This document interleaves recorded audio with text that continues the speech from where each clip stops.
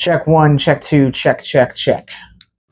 What's going on today? We are jumping into the world of the acclaimed master of terror, Mr. Stephen King, with the documentary King on Screen. My name is Josh. Let's jump into it. This documentary explores every adaptation that Stephen King and his works have ever endured. This is the quote-unquote definitive Stephen King movie documentary. I really like a lot of things about this documentary. First things that I'm going to talk about is just how it really brings you back into the world surrounding Stephen King's literary achievements. Like, I think it's really simple to kind of talk about like why we like Stephen King and kind of the impact that something like It or Pet Sematary had on us upon first viewing, if we saw it too young, if we saw it too late, etc. But this documentary takes those experiences into account and also talks about the landscape of the genre, the landscape of politics, and kind of the world at the time of their release. Like towards the end of the documentary, it explores some of the later versions of this, to which one was The Stand, which was a recent miniseries that we got. And just as an example, like it talks about the impact that COVID had on us as a world, and also kind of how that seemingly like predicts and also like is in a line with the very subjects of The Stand. I love getting to see and hear from the directors on how they got to really make a lot of Stephen King's books and kind of the different relationships that each of these creators had with King. Getting to see Frank Darabont talk about his experiences making The Green Mile, The Shawshank Redemption, and The Mist were all incredible assets to this film. Not only is this movie celebrating King as a literary genius, but it's also at the same time kind of going through and celebrating every adaptation. And let's be honest, there are some great Stephen King adaptations out there. There are some terrible Stephen King adaptations out there. This movie celebrates them regardless of how you feel about them.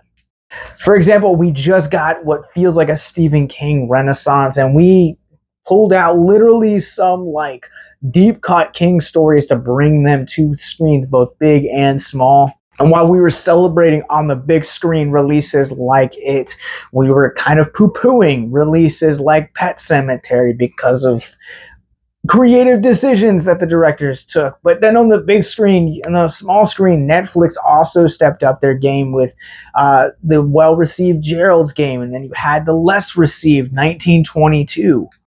But here's the thing, is that every adaptation is celebrated in this movie. I honestly just think that's so beautiful.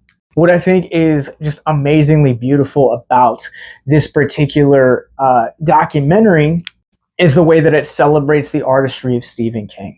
And it reminds us that just because I like something and you as the viewer watching me right now don't necessarily like it, doesn't mean that either one of us are wrong. We're right to us, because at the end of the day, films like It, Pet Sematary, The Green Mile, Shawshank Redemption, Stand By Me, all of these movies are subjective and they are all art.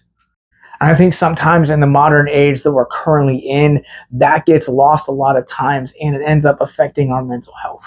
So you have things like cyberbullying and depression and suicide, and that list goes on and on.